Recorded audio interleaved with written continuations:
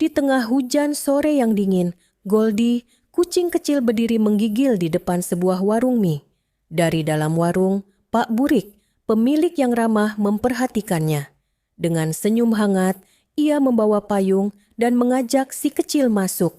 Kehangatan segera menyelimuti tubuh mungil itu, bukan hanya dari semangkuk mie panas yang disajikan, tetapi juga dari kebaikan hati yang tak terduga.